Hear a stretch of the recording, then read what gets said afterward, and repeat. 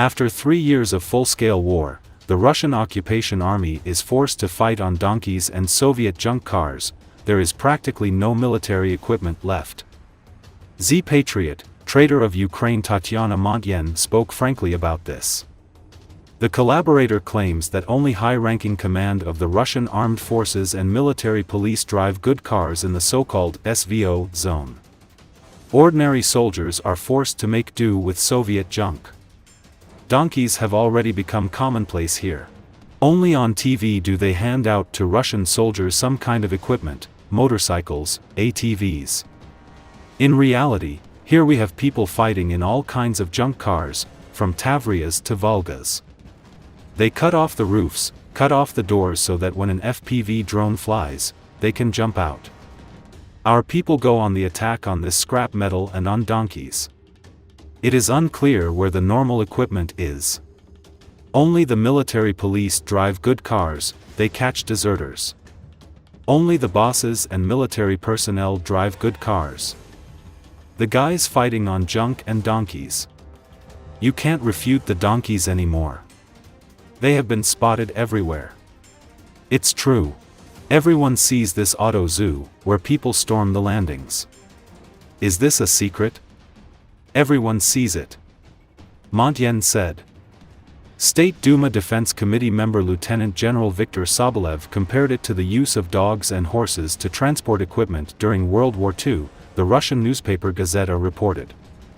He said, there are currently very big difficulties in providing units and subdivisions, including, that is, assault squads and groups and so on, with ammunition, military technical equipment, and food too.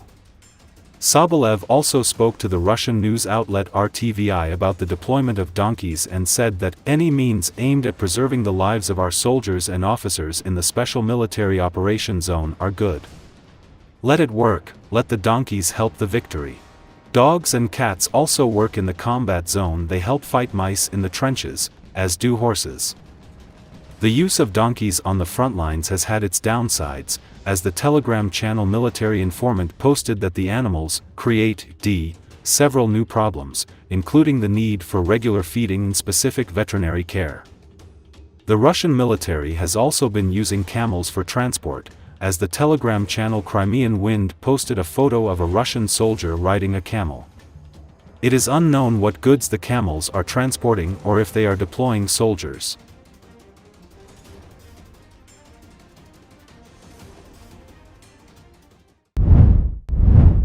Footage has circulated of the graves of soldiers who died in the war in Ukraine near the city of Artyom in Russia's Primorsky region. As can be seen from the footage taken by local residents, the graves of soldiers who were buried during the 3 years of the war have been neglected and many of them have already collapsed.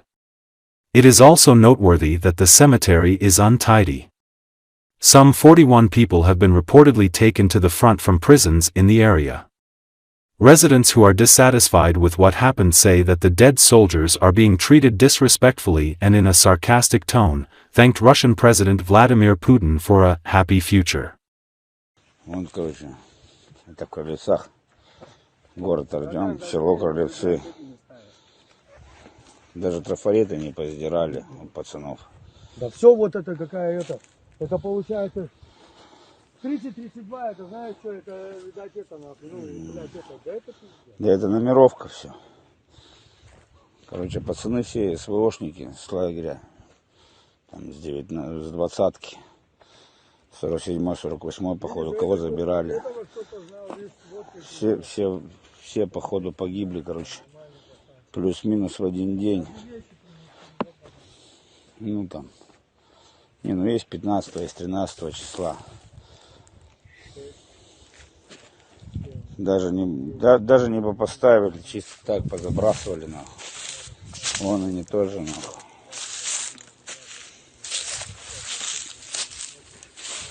Вот троим, нахуй, могилка, вот двоим, трешка, двушка. Там, ну это уже, походу, самые... это за 23-й год уже. Короче, пацаны, 41 человек, нахуй, полегли, и их просто вот так побросали, нахуй. Просто вот так вот. Даже трафареты не позадирали, говорю. Реально трафареты не содранные. А вот, блядь, вот видать, Вот недавно, с одного вот нахуй свеженький содрали. Слышишь?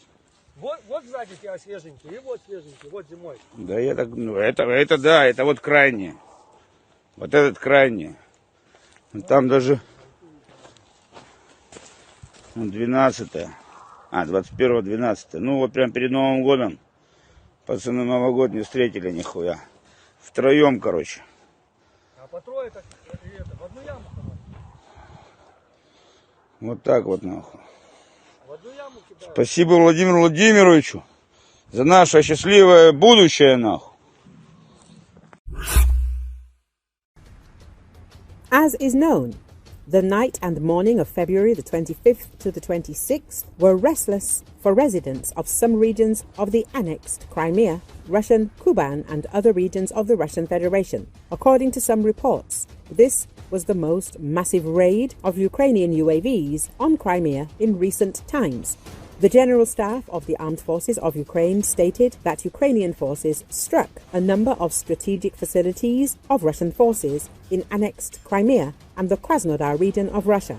The latest strikes on Crimea were carried out specifically against those Russian aviation assets that interfere with the operations of Ukrainian naval drones in the Black Sea, according to well-known Ukrainian aviation expert Valery Romanenko.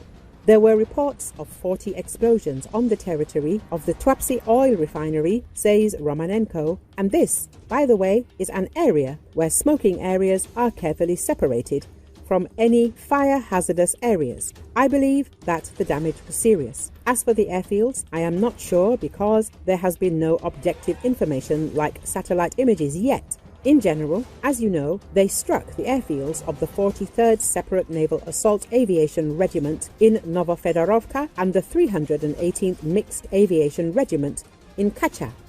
In Novofedorovka, there are S-30SM fighters, which, after significant losses of helicopters of the 318th Regiment, are hunting our naval drones. In the 318th Regiment, in addition to the Ka-27, Ka-29, Mi-8 helicopters, which actively hunted drones, there are also Be-12 and An-26 aircraft. The planes patrolled the Black Sea region with the task of detecting our drones, he added. The importance of the destruction of the aforementioned Russian military facilities on the Crimean Peninsula and beyond is generally quite clear.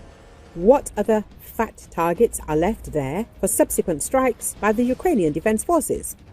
About this, Valery Romanenko said, "It's hard to say. Probably the same Crimean airfield. They are within the range of our long-range weapons. I would pinch the Russian aviation there a little.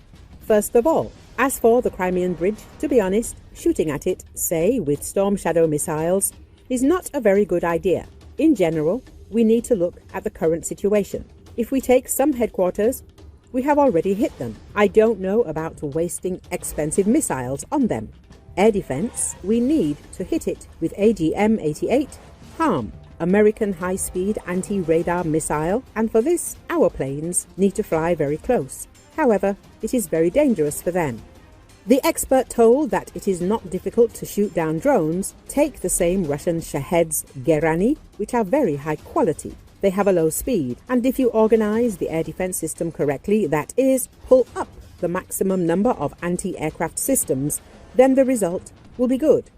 The Russians, for example, work well with missiles against drones. Tor modernized Pantsir of the latest modification. But here's the nuance. President Zelensky once said that for every $2 invested in increasing the range of a drone, Russia loses 10. Even if a missile shoots down a drone, it is much more expensive than the drone itself. But it should be taken into account that among them are those that are designed to be shot down, that is, decoy drones. Therefore, you should not pay attention to the total number. Even if 1 out of 10 drones reaches the target, that is already a good result. For example, of all the Russian geraniums during the latest raid, if we believe the reports of our Air Force, only 0.5% reached the target. A few days ago, 1.5%. Unfortunately, we do not have cruise missiles. They, of course, have a higher speed and also have more opportunities to destroy something with a kinetic strike. He added,